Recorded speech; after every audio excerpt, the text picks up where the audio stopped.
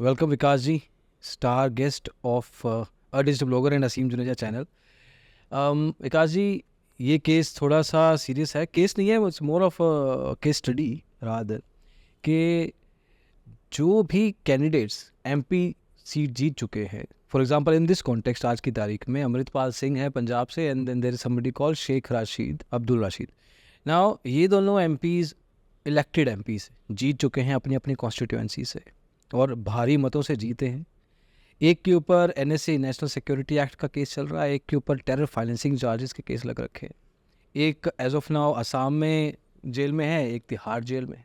अब ये लोगों को ओथ कसम दी जाएगी कि ये अपनी जो सीट के हिसाब से, अपनी कॉन्स्टिट्यूंसी के हिसाब से जो भी सरकार उनको अलॉट करेगी फंड्स, अपने कॉन्स्टिट्यूंसी के सिटीजन्स का ध्यान रखेंगे, जो वादे किए गए थे उनको निभाएंगे, सच्ची प्रतिष्ठा, अनुशासन, जो भी भारी भरकम डिसिप्लिन वाले वर्ड्स होते हैं उनके साथ, लेकिन इन कॉन्स्टिट्यूशन में फेथ रखेंगे। That is the most important thing. But ऐसे लोगों ने कॉन्स्टिट्यूशन को पहले शायद अपने हाथ में लिया हुआ है, तभी आज की तारीख में जहाँ पे हैं वहाँ पे हैं। प्रॉब्लम ये है कि सिटीजन्स ने ही चूज़ किया है। That's also the other side of it. तो अगर हम दूर से बैठ के बात कर रहे हैं फ्रॉम ए लॉ पर्सपेक्टिव, ऐसे एक्यूज्ड लोग आज की तारीख में एक्यूज्ड हैं, कन्विक्शन नहीं हुआ है, सज़ा नहीं हुई है, तो ऐसे लोगों को एमपी बनाने की, ओथ टेकिंग सेरेमनी में लेके जाने की, फिर जो इनका जेल का प्रक्रिया है उसके ऊपर लॉ एज ऑफ नाउ आज की तारीख में क्या कहता है? देखिए, आपने बहुत ही महत्वपूर्ण सवाल उठाया है। अभी हम जेल्ड पॉलिटिशियन की बात करें जो चुनाव जीत के 2024 की लोकसभा में चुनाव जीत के आए हैं, अभी ये लोग जेल में हैं।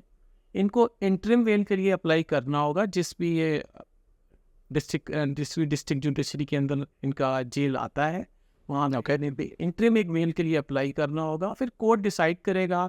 अपोजिट पार्टी, किसी में ईडी है, किसी में एनएसए है, किसी में सरकार है, उनसे एक रिप्लाई लिया जाएगा कि वो उस बेल एप्लीकेशन के बारे में क्या कहते हैं। अगर कोर्ट परमिट करता है तो उनको एक इंटरिम, एक लिमिटेड पीरियड के लिए, 2 से 4 दिन के पीरियड के लिए एक बेल मिल जाएगी। बहुत सारी रेस्ट्रिक्शंस रहेगी और वो पार्लियामेंट में आके सेशन में ओथ ले सकते हैं।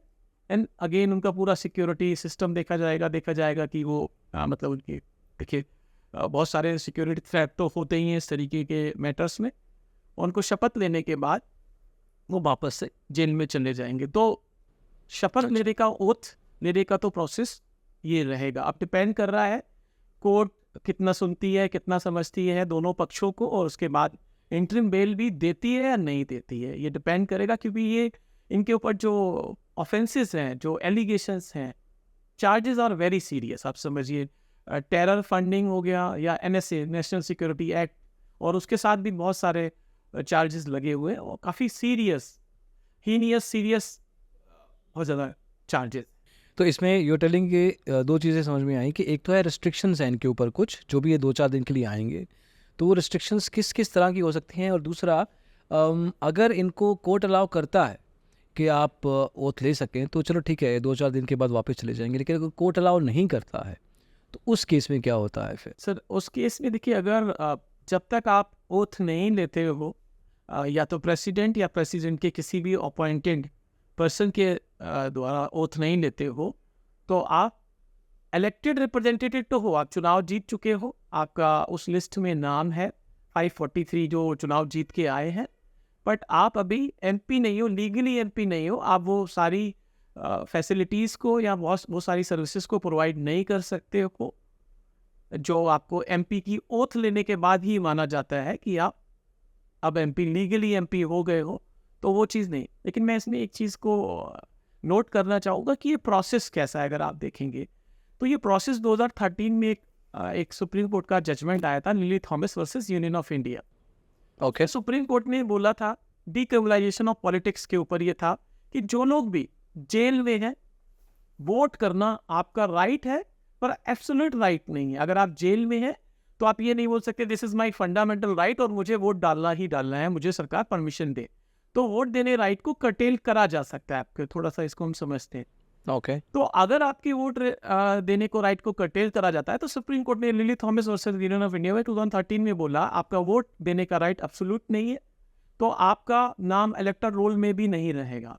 और अगर आपका नाम इलेक्टर रोल में नहीं रहेगा तो आप नॉमिनेशन नहीं कर सकते, क्योंकि नॉमिनेशन करने की, चुनाव लड़ने की एक सबसे इम्पोर्टेंट कंडीशन होती है कि आपका नाम किसी भी इंडिया की किसी भी इलेक्टोरल रोल में होना चाहिए। तो ये जजमेंट ओवरऑल बहुत अच्छा जजमेंट था 2013 का। पर तत्कालीन सरकार ने आनंद फानन में एक बिल लाए और पार्लियामेंट में रखा, आप वोट नहीं दे सकते, एक्सेप्टेड है, पर आपका नाम इलेक्टोरल रोल से नहीं हटाया जाएगा। ये प्रोवाइजो वो section 8 of representatives of people act में लेके आए 1951 में। 1951 का एक्ट है, उसमें ये लेके आए और उसमें ये प्रोवाइजो डाल दिया कि आप बेशक वोट नहीं दे सकते हो, आप जेल में रहोगे, पर आपका नाम इलेक्टोरल रोल से नहीं काटा जाएगा। यानी कि आप खुद वोट नहीं डाल सकते हो, आपके ऊपर सीरियस ऑफेंसेस हैं, चार्जेस हैं, आप जेल में हो बिहाइंड द बार, बट आप चुनाव लड़ सकते हो। तो और आयरनी ये है कि उस समय की तत्कालीन विपक्ष ने भी इस बिल का पुरजोर विरोध नहीं किया, तो ये आज हमारे सामने ये लॉ। नहीं, एक चीज़ बताइए कि अगर एक सिटीज़न का राइट लिया जा रहा है, अगर ये एक सिटीज़न होता तो उसका राइट जो इलेक्शन वाला वोट डालने का राइट है वो ख़त्म हो गया, ठीक है, वोटिंग लिस्ट में रहेगा लेकिन वोट नहीं कर पाएगा, तो उसका राइट चला गया। लेकिन जो एक्यूज्ड है, जो कि एक सिविलाइज्ड सिटीज़न नहीं है, उसको अलाउड है कि तुम चुनाव लड़ सकते हो, तुम खड़े हो सकते हो, उसका कागज़ों में नहीं, उसका प्रैक्टिकल एप्लीकेशन भी अलाउड है। तो ये तो फिर डबल स्टैंडर्ड्स हो गए। This is not really balanced kind of a rule in a sense. जैसा मैंने आपको बताया कि हमारी तत्कालीन पक्ष और विपक्ष दोनों ही उस समय थे। उस समय पक्ष विपक्ष था और विपक्ष पक्ष था, तो दोनों लोगों ने ही, दोनों पार्टियों ने इस बिल का समर्थन किया है। और ये आप बिल समझिए, 10 जुलाई 2013 का ये जजमेंट आता है सुप्रीम कोर्ट का, ऑनरेबल सुप्रीम कोर्ट का। और तत्कालीन सरकार कुछ महीने बाद जब ये बिल पास होता है, इसको रेट्रोस्पेक्टिव मतलब बैक डेट से इसको एक्टिव करती है कि 10 जुलाई से वो जजमेंट का एक जो पार्ट है वो नल एंड वॉइड हो जाता है, उसका कोई रेलिवेंस। उसका एक पार्ट अभी भी एक्टिव है। उसका एक पार्ट ये भी था कि कोई भी कन्विक्शन हो जाएगा किसी का भी, section 8 of representation of people act 1951 में जो दिया है, अगर आपका कन्विक्शन हो जाता है तो 3 महीने का टाइम दिया जाता है आपको आपकी मेंबरशिप जाने का। उसको सुप्रीम कोर्ट ने अनकॉन्स्टिट्यूशनल करके इसको स्ट्राइक ऑफ कर दिया था। तत्कालीन सरकार इस पे भी ऑर्डिनेंस लाना चाहती थी। अच्छा। और इस बात को भी चेंज करना चाहती थी कि पॉलिटिशियन को 3 महीने का टाइम मिले, लिबर्टी मिले, वो आराम से अपील फाइल करें, उस ऑर्डर को स्टे करवा सकें। तो तत्कालीन सरकार सर वो भी चाहती थी कि उस ऑर्डर का जो पॉइंट है ऑनरेबल सुप्रीम कोर्ट के ऑर्डर का, उस प्रोविजन को भी डाइल्यूट कर दिया जाए। तो सरकारें पक्ष की और विपक्ष को सारे लोग अपराधियों के साथ खड़े तो दिखाई पड़ते हैं। अपराधियों के साथ खड़े भी हैं सर, और कई ऐसा लगता है कि अपराधी ही खड़े हैं और नॉर्मल सिटीजन कम है, क्योंकि आज की तारीख में जितने भी लोकसभा में कैंडिडेट्स हैं उसमें से 44% MP का क्रिमिनल रिकॉर्ड है। मतलब मेरे पास ब्रेकअप है पार्टी लेवल पे भी कि फॉर एग्जांपल नंबर पे जाऊंगा कर तो 225 MPs के ऊपर क्रिमिनल केसेस हैं, उसमें से 543 उसमें से 149 225 में से 149 वो MP हैं जिनके ऊपर सीरियस क्रिमिनल केसेस हैं। 9 लोगों के ऊपर 9 MPs have murdered cases registered against them, और उसमें भी 16 अलग MPs हैं जिनके अगेंस्ट क्राइम अगेंस्ट वुमेन आता है। रेप 3 के खिलाफ तो रेप के चार्जेस लग रखे हैं। अब ये सब है, मिक्स हैं सर। इसमें मिक्स का मतलब है कि 5 MP BJP के हैं, 1 MP कांग्रेस का है, BSP का, YSRP एंड एक इंडिपेंडेंट है।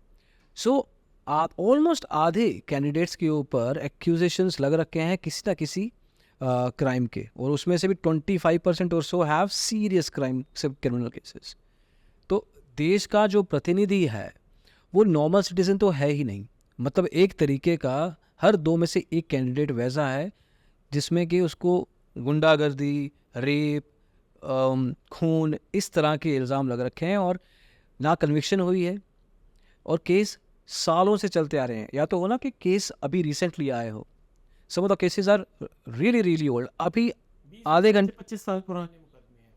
अभी आधे घंटे पहले एक और रिपोर्ट आया है कि 6 एमपीज इंडिया ब्लॉक के हैं, वो एमपीज के ऊपर वो ऐसा हो सकता है कि वो सभी के सभी एलिमिनेट कर दिए जाएं in terms of their MP seat can be rejected very very closely, membership rather. इसमें आजमगढ़ के हैं धर्मेंद्र यादव, 4 क्रिमिनल केसेस हैं, रामभूलाल निषाद हैं, देन ऐसे करके 3-4 लोग और हैं। सो अगर भरा ही पड़ा है हमारा लोकसभा इन लोगों से, ये आगे चल के इनमें से कुछ लोग कैबिनेट मंत्री बनते हैं, कुछ लोग फैसले लेते हैं कि भाई हमारे देश का एजुकेशन सिस्टम कैसा हो, आईपीएस लोग, आईएएस लोग किस तरह से तैयारी करें उनकी मैं इसमें ऐड करूंगा, इनमें से बहुत सारे लोग हैं, देखिए लॉ मेकर तो सारे हैं। हाँ, अभी अब 543 में आपने 44% अप्रोक्सीमेटली 225 के क्रिमिनल कुछ ना कुछ रिकॉर्ड है, छोटे बड़े। आपने सीरियस भी बताया 145 समथिंग के सीरियस हैं। They are law makers. आपने एक बहुत अच्छा टर्म सुना होगा, बार बार पार्लियामेंटेरियंस के लिए कहा जाता है दे आर लॉ मेकर्स। ये लोग तो लॉ भी बना रहे हैं, कानून भी बना रहे हैं, आप समझिए। ये खुद ही कानून के उल्लंघन में सीरियस इनके ऊपर एलिगेशंस है। मैं ये नहीं बोलूँगा दोषी है, एक्यूज तो है ही है। अगर एक्यूज के ऊपर कुछ निगाह नहीं होती ऑनरेबल सुप्रीम कोर्ट की, इलेक्शन कमीशन की, तो अगर आप ये देखिएगा 2013 में तो ऑनरेबल सुप्रीम कोर्ट ने बोला ही है कि अगर आपके ऊपर कुछ आरोप है, आपके ऊपर क्रिमिनल केसेस हैं और आप जेल के अंदर हो, तो ना ही आप वोट डाल सकते हो, ना ही चुनाव लड़ सकते हैं। तो वो बहुत ही बैलेंस और बहुत ही अच्छा जजमेंट था। लेकिन तत्कालीन सरकार ने उसको पलट दिया। और अभी मैं आपको बताना चाहूँगा 2016 से भी एक केस चल रहा है, 2016 से भी एक केस चल रहा है जो अभी भी पेंडिंग है ऑनरेबल सुप्रीम कोर्ट में। उसमें भी यही विषय विचाराधीन है। वो तो एक्चुअली वो केस 2012 से है, लेकिन 2016 से चल रहा है, आप समझिए। उसमें भी विषय ये है कि जिन लोगों के ऊपर भी सीरियस और क्रिमिनल केसेस हैं, जेल के अंदर हैं, ये जेल के बाहर भी हैं बेल पे, वो चुनाव नहीं लड़ सकते। तो पॉलिटिक्स को साफ करने की जिम्मेदारी सिर्फ जुडिशरी की हम नहीं बोल सकते। जुडिशरी तो देखिए बहुत अच्छा ऑर्डर पास करता है और गवर्नमेंट के पास लॉ मेकिंग पावर है, पार्लियामेंट के पास लॉ मेकिंग पावर है, उसको पलट देता है। जैसा कि आपने बताया, कुछ लोगों पे हीनियस क्राइम और बहुत ही सीरियस क्राइम के एलिगेशंस हैं, चार्जेस हैं, और जो कि हमारा जुडिशियल सिस्टम एक पूरा ड्यू प्रोसेस से चलता है। अब अगर आप देखेंगे तो 6 महीने में तो कोई जजमेंट होता नहीं है। तो वो लोग प्रिविलेज को एंजॉय करते हैं और वो लोग लॉ भी बनाते हैं। अभी मैं इसमें एक बात ये ऐड करना चाहूँगा कि देखिए, इंडिपेंडेंट कैंडिडेट अगर चुन के आता है तो हम बोल सकते हैं कि हमारी जो पार्टी है, नेशनल पार्टीज़ हैं, जो रीजनल पार्टीज़ हैं, जो रजिस्टर्ड पार्टीज़ हैं, उन्होंने सपोर्ट नहीं किया। पर अगर हम देखेंगे वो सभी पार्टियां जो इस तरीके के सीरियस क्रिमिनल केसेस हैं उनको सपोर्ट करती हैं, ये डेटा कहता है। तो हम ये नहीं बोल सकते हैं कि सारे जो क्रिमिनल्स आ रहे हैं, जो सो कॉल्ड क्रिमिनल्स नहीं कहना चाहिए, जो सारे एक्यूज हैं सीरियस क्राइम्स के लिए जिनके ऊपर एक्यूजेशन है, वो इंडिपेंडेंट आ रहे हैं।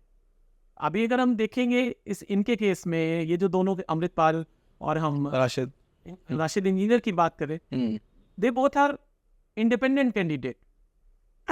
लेकिन हम देखेंगे पॉलिटिकल पार्टीज भी टिकट बांटने में कोई पार्शियलिटी नहीं करती है। उसी खुले दिल से वो क्रिमिनल्स, जो क्रिमिनल इंसिडेंट्स होते हैं, जिनके रिकॉर्ड्स होते हैं, स्ट्रीट सीटर्स होते हैं, का एक क्रिमिनल के बहुत सारे केसेस, उनको भी उसी खुले दिल से टिकट बांटती है, जिस खुले दिल से एक अच्छी छवि वाले प्रत्याशी।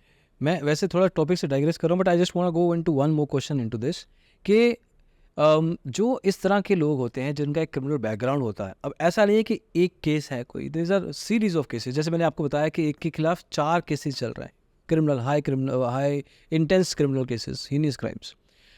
अब क्या पॉलिटिकल पार्टीज़ भी ये चीज़ को देखती हैं कि यार जो एरिया में वो एक लीडर है या एक कैंडिडेट है, उसका वर्चस्व क्या है, क्या लोग उससे डरते हैं, क्या अगर वो हम उसको सीट देंगे या हम उसको टिकट देंगे रादर, तो उस केस में अपने डर की वजह से उसको इलेक्शन में रिजल्ट अपनी तरफ लाने में मदद मिलेगी। Is that a thing that is a discussion point जो ये पॉलिटिकल पार्टीज़ की होती है कि सीट किसको देना है? बिल्कुल ऐसा नहीं है कि ये आपका और मेरा ऑब्जर्वेशन है या हमारा एनालिसिस है। अगर आप बड़ी पॉलिटिकल पार्टीज़ के बड़े लीडर्स को नीचे टॉप टू बॉटम अगर सुनेंगे, तो उनका एक ही क्राइटेरिया होता है कैंडिडेट सिलेक्शन में, वो होता है उसका बेनिबिलिटी, वो जीतने की योग्य है या नहीं है। सबसे पहला क्राइटेरिया अगर हम देखें, on the basis of religion, caste ticket दिए जाते हैं, तो ये बहुत बड़ा क्राइटेरिया पॉलिटिकल पार्टी के लिए होता है। मैं काफ़ी सारे हम लोग टीवी देखते हैं, पॉलिटिकल लीडर्स को सुनते हैं, तो वो सारे पॉलिटिकल लीडर वो एक्सप्रेसली और इम्प्लाइडली ये मानते हैं कि उनके कैंडिडेट सिलेक्शन का जो क्राइटेरिया है वो विनिबिलिटी है उसका। देखिए अगर कन्विक्टेड हो गया है तो हमारा रिप्रेजेंटेशन ऑफ पीपल एक्ट कहता है कि कुछ ऑफेंसेस में 6 महीने का कन्विक्शन है, कुछ ऑफेंसेस में 2 साल का कन्विक्शन अगर हो जाता है तो वो डिस्क्वालीफाइड हो जाते हैं। तो कन्विक्टेड लोगों को तो by the virtue of law ही आप वो टिकट नहीं दे पाते हैं। By the virtue of law 6 साल का एक कूलिंग पीरियड होता है, आप सजा काट के आओगे, सजा पूरी खत्म करोगे, 6 साल तक आप चुनाव नहीं लड़ सकते हैं। तो ये लॉ और ये हमारा सुप्रीम कोर्ट का जो जुडिशियल सिस्टम है वो लड़ने नहीं दे रहा है। लेकिन अदरवाइज आपके ऊपर 10 केस है या 10,000 केस है, आप चुनाव लड़ सकते हो, आप चुनाव जीत सकते हो, आप शपथ ले सकते हो, आप मेंबर ऑफ द पार्लियामेंट के जो सारे काम है, जो सारी ड्यूटीज है और सारे पावर्स को एंजॉय कर सकते हो। मैं आपको इसमें एक बहुत इंटरेस्टिंग पॉइंट ऐड करना चाहूंगा। 2021 से पहले सेक्शन 321 ऑफ सीआरपीसी है, सरकार के पास पावर होती है केस को विड्रॉ करने की। ओके तो देखिए पॉलिटिशियन के ऊपर हजारों की संख्या में केस लगते हैं, सही गलत पे हम नहीं जाते, that is a matter of trial. वो सरकार, वो नेता जो विपक्ष में होते हैं, जो पक्ष में आते हैं, जो सरकार में आते हैं और फिर एक ऑर्डर से कोर्ट में एक एप्लीकेशन देते हैं कि ये सारे केसेस मेरे खिलाफ ही, मैं ही पावर में हूँ, समझिए मैं ही मंत्री या मुख्यमंत्री हूँ और मैं ही कोर्ट को बोलता हूँ कि सारे केसेस को वापस कर दीजिए, खत्म कर दीजिए। ये 2021 तक में था, अभी केस पेंडिंग चल रहा है। 2021 में अगस्त में सुप्रीम कोर्ट ने कहा है कि सरकार केस को विड्रॉ नहीं कर सकती है पॉलिटिशियन के खिलाफ without approval of honourable high court. तो अगर आप 2021 से पहले का सिनेरियो असीम जी देखेंगे तो इमेजिन करिए आई एम अ पॉलिटिशियन, मेरे ऊपर 20, 25 या 50 केस है। जब मैं सरकार में आता हूं तो अपने खिलाफ सारे चलते हुए केसों को विड्रॉ कर देता हूं। सरकार देखिए क्रिमिनल केसेस में हमें एक चीज को समझने की जरूरत है, सबसे बड़ा जो लिटिगेंट है, जो प्रोसिक्यूटर है, वो सरकार है। State versus A and B case चलता है, स्टेट वर्सेस, तो स्टेट गवर्नमेंट सारे केसेस को वापस ले लेती है और देखिए 2021 तक चला है। और आप देखेंगे, अगर आप सर्च करेंगे, न्यूज़ देखेंगे तो आपको पता चल जाएगा कि पॉलिटिकल कोई भी हो, ABCD किसी भी पार्टी को उठा लीजिए, उन्होंने अपने खिलाफ जो भी केसेस चल रहे थे 20 साल, 30 साल, 40 साल पुराने सारे केसेस को वापस ले लिया है। अब आप समझिए उनके ऊपर कोई केस तो अक्यूज ही नहीं रहे, तो कन्विक्शन का सवाल। तो जो ये 40 चुनाव लड़ने से हमारा लॉ सिस्टम रोक नहीं रहा है। तो डीक्रिमिनलाइजेशन ऑफ पॉलिटिक्स जो एक टर्म है, बड़ा फैंसी स्टेटमेंट है, इस पे अभी तक कुछ हो नहीं रहा।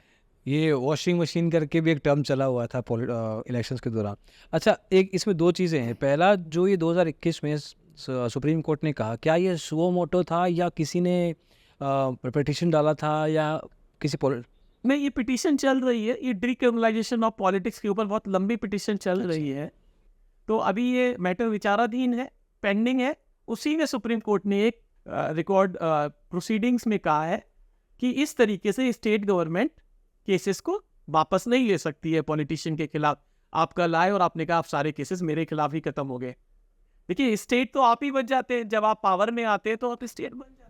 अच्छा, अभी आप नेशनल ड्यूटीज़ की बात कर रहे थे, तो जो ये ऐसे लोग हैं, चाहे अमृतपाल सिंह है या राशिद शेख है, ये खुद ही अपनी लाइफ की ड्यूटी नहीं निभा पा रहे, जो नॉर्मल सिटीज़न की तरह एक जिम्मेवारी होती है अपने परिवार को लेके या खुद को लेके, सोशली, फाइनेंशियली, इकोनॉमिकली, व्हाटएवर। ये रेडी भी नहीं है, क्योंकि इनके केस तो चल रहे हैं अभी तक, वो तो चलते रहेंगे जिस हिसाब से चल रहा है। और इनके खिलाफ तो केस जो लगे हैं वो तो सरकार ने लगा रखे हैं, रूलिंग गवर्नमेंट ने लगा रखे हैं, और ये इंडिपेंडेंट कैंडिडेट्स हैं। तो यहाँ पे दो डायरेक्शंस हो सकती हैं, जो कि एक डायरेक्शन कहती है कि ये रूलिंग पार्टी में आ जाएं तो उस केस में थोड़ा, जैसे पुराने केसेस में देखा गया है, डिले हो जाते हैं केसेस। दूसरा, सरकार स्टैंड लेती है, कहती है कि नहीं, ऐसा कुछ नहीं है, ये लोग गलत हैं, इनके खिलाफ केस लिए जाएंगे, लगाए जाएंगे, इनकी पूरी की पूरी इन्वेस्टिगेशन की जाएगी और कन्विक्शन भी दिलाया जाएगा। अब दूसरे केस में, पहले केस में बात नहीं करना चाहूँगा, बट दूसरे केस के बारे में अगर बात करें तो उस केस में ये तो वापस जेल में जाएंगे। तो how is it a possibility कि ये अपनी नेशनल ड्यूटी किसी भी एंगल से निभा पाएंगे? बिल्कुल नहीं निभा पाएंगे। और मैं इन दो पर्टिकुलर कैंडिडेट्स के इलेक्टेड रिलेटिव के बारे में बात नहीं करूंगा, पर कोई भी जेल पॉलिटिशियन अपनी पार्लियामेंट्री लेजिस्लेटिव ड्यूटी को नहीं निभा पाएगा। जेल के अंदर आपके पास वो प्रिविलेज, वो लिबर्टी नहीं है। आप वो जो काम आपको दिए गए हैं, देखिए आप मेंबर ऑफ पार्लियामेंट या मेंबर ऑफ लेजिस्लेटिव असेंबली अगर आप बन भी रहे हो तो आपके पावर से ज़्यादा आपके ऊपर एक ड्यूटी है आपकी कॉन्स्टिट्यूंसी को लेकर, आपके लोगों, आपको लोगों के साथ कंटिन्यूस संवाद करना होता है, उनसे मिलना होता है, उनकी जनता के सरोकार को समझना होता है, उसको पार्लियामेंट और लेजिस्लेशन में रखना होता है। इनका तो वो रेस्ट्रिक्टेड है, ये तो कुछ कर ही नहीं पाएंगे, ये तो शीर वेस्टेज ऑफ दैट, आप समझिए उस पार्लियामेंट्री, उस असेंबली का ये के लोगों का लॉस है। मैं लोगों के विवेक पे क्वेश्चन नहीं करूंगा। देखिए लोग, हर आदमी अपने हिसाब से वोट देता है, अपने उनके उसके पास आज़ादी है कैंडिडेट चुनने की, पर आप कहीं ना कहीं ये देखिए उन्होंने चुन तो लिया है, पर जिन मुद्दों के लिए, जिन सरोकार के लिए चुन रहे हैं, जिसमें एक development, road, health, medical facilities, education, ये बहुत बड़ा मुद्दा होता है, उस पर तो आपके माननीय सांसद, माननीय विधायक का कोई से ही नहीं होगा, कोई रोल ही नहीं होगा, तो उस क्षेत्र का विकास बहुत ज़्यादा प्रभावित होगा, ये तो मान के चलिए। और रही बात सरकार का केस थोड़ा डिले कर देना, तो आप एक बात समझिए, जब तक पॉलिटिकल पार्टीज, असीम जी, टेंटेड पॉलिटिशियंस जिनके ऊपर क्रिमिनल बहुत सारे केसेस हैं, उनको अगर टिकट देती रहेगी, टिकट क्यों देती है, उनकी जीतने की प्रोबेबिलिटी एक आम ज़्यादा होती है। और अगर आप इस रेशियो को उठा के देखेंगे, ये डेटा एनालाइज करेंगे कि कितने क्रिमिनल रिकॉर्ड वाले पॉलिटिशियन को टिकट मिली है, तो आपको विनिंग परसेंटेज बहुत अच्छा दिखाई पड़ेगा, क्योंकि वो तभी तो पॉलिटिकल पार्टीज, नेशनल पॉलिटिकल वाले, रीजनल पार्टी वाले उनको टिकट दे रहे हैं। क्या ये हमारे देश की एक छोटी सी दुर्दशा नहीं है कि किसी भी एरिया का डॉक्टर, लॉयर, इंजीनियर, कोई भी रिस्पेक्टेड पर्सन अगर टिकट लेना चाहे किसी पार्टी का, वो अपने ही एरिया में उस गुंडे से हार जाएगा टिकट लेने में, जो गुंडा उस एरिया के लोगों को डरा के रखता है, दबा के रखता है। क्या ये हमारे देश की एक दुर्दशा नहीं है? ये बहुत अच्छा सवाल है, हमारे देश की दुर्दशा है, लेकिन मैं इसको एक एग्जाम्पल के साथ आपको समझाना चाहता हूँ। बहुत सारे लोग कहते हैं जनता से ही कि अगर पॉलिटिकल पार्टीज ने टिकट दे दी तो जनता को नहीं चुनना चाहिए, जनता भी तो उनको चुन रही है। तो मैं इसमें एक बात बोलूँगा, देखिए जो इंजूरियस टू हेल्थ चीज़ें होती हैं, वो जनता तो अट्रैक्टेड होती है उनकी तरफ से, चाहे आप नारकोटिक्स देख लें, चाहे आप लिकर देख लें, चाहे आप और भी चीज़ों को देख लें, तो कहीं ना कहीं सरकार रेस्ट्रिक्ट करती है। सरकार खुला आर्म एंड एम्युनिशन नहीं बेचती है, सरकार आर्म एंड एम्युनिशन, ड्रग्स को बेच रही है और बोले आपको पता है ये खराब है, आप मत खरीदो, पर सरकार अपनी तरफ से उसको रेस्ट्रिक्ट करके रखती है ना। सरकार बोलती है आप ये नहीं खरीद सकते हो, इतनी क्वांटिटी में खरीद सकते हो। जनता के भरोसे उस चीज़ को नहीं खुला छोड़ती है कि जनता आपको गलत लग रहा है तो आप मत खरीदो। इस केस में मेरा मानना है कि हमारी पॉलिटिकल पार्टीज, खासकर नेशनल पॉलिटिकल पार्टीज के ऊपर बहुत बड़ी जिम्मेदारी है कि वो टेंटेड पॉलिटिशियंस को, जो क्रिमिनल्स हैं, उनको टिकट ना दे, ताकि उनके जीत के आने की संभावना खत्म हो जाएगी। देखिए इंडिपेंडेंट का परसेंटेज बहुत 1-4% होता है किसी भी लेजिस्लेशन में, और वो डोमिनेट नहीं कर सकते हैं सरकार को चलाने में।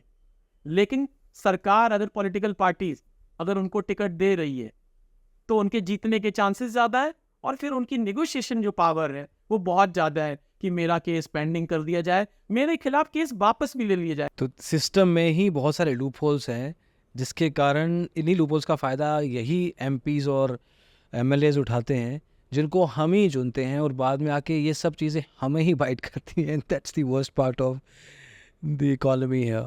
बस असीम जी, ये है कि आपने चुन भी लिया अपना प्रतिनिधि, और प्रतिनिधि का काम क्या होता है? प्रतिनिधि का काम होता है आपकी आवाज़ को पार्लियामेंट और असेंबली में उठाना। अब तो वो जेल से कैसे कोई उठाएगा, आप बताइए। तो कहीं ना कहीं सुप्रीम कोर्ट का डिसीजन बहुत अच्छा था कि अगर आप जेल में हो तो वोट देना फंडामेंटल राइट, आपका स्टैट्यूटरी राइट नहीं है, तो आप इलेक्टोरल में रोल में भी नहीं हो और आप चुनाव भी नहीं लड़ सकते हो। बिल्कुल वनीला और बहुत अच्छा डिसीजन। अगर वो ऑर्डिनेंस पास ना होता तो the situation of the seats और जो एमपीज़ होते वो बहुत अलग होती आज की तारीख में। हमारी पॉलिटिक्स बहुत साफ होती, पॉलिटिक्स बहुत साफ, रिलेटिवली साफ होती, अज्यूमिंग कि कोई ना कोई और लूप होल ना ढूंढ लेते। हम लोग कंपैरिजन ही कर सकते हैं, हमारा कल आज से बेहतर हो तो हमारा आज कल से बेहतर हो। ये 44% of our law maker are law breaker, allegedly That's the worst. That's a very good line to sort of put everything into it.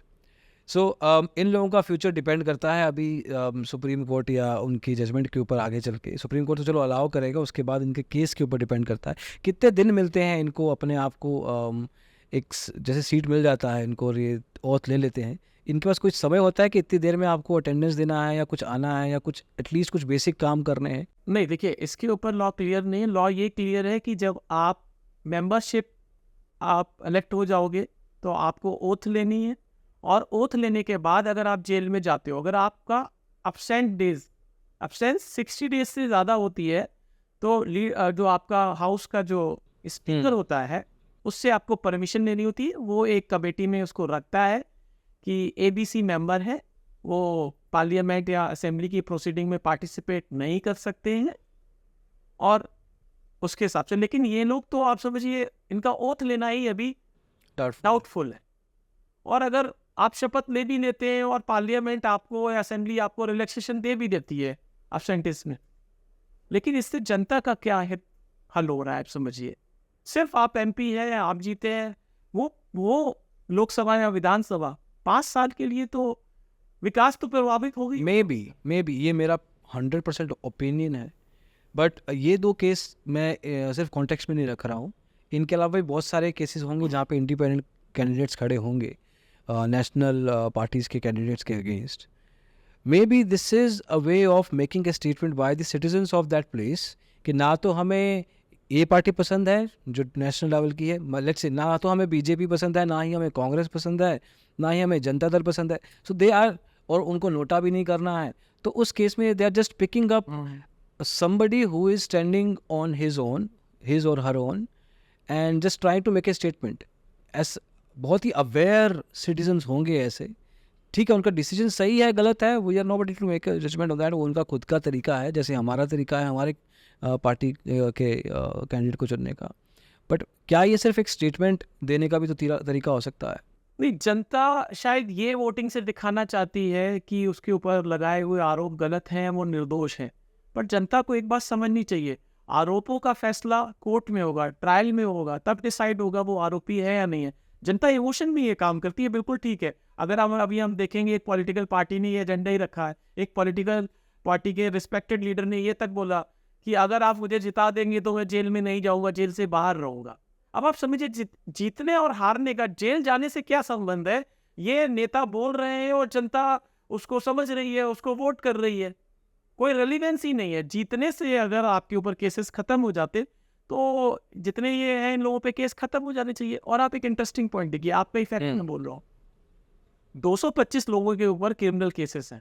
Sooner और लेटर, मैं मानता हूँ अगर फास्ट ट्रैक तरीके से इनके ऊपर केसेस डिसाइड हो तो साल भर के अंदर इनके ऊपर कन्विक्शन डिसाइड हो जाता है. मैं एक रफ फिगर लेता हूँ, 50% कन्विक्शन डिसाइड हो जाता है. वैसे इन लोगों के खिलाफ, सभी के खिलाफ बड़े स्ट्रॉन्ग केसेस है. आप समझने की कोशिश करिए, ये आम आदमी नहीं है, ये खास आदमी है. तो इनके ऊपर जो केस भी लगे वो बड़ा मजबूती से प्रोसिक्यूशन और पुलिस ने लगाए होंगे. ऐसे नहीं है कि बस किसी के ऊपर कोई भी केस लगा दिया.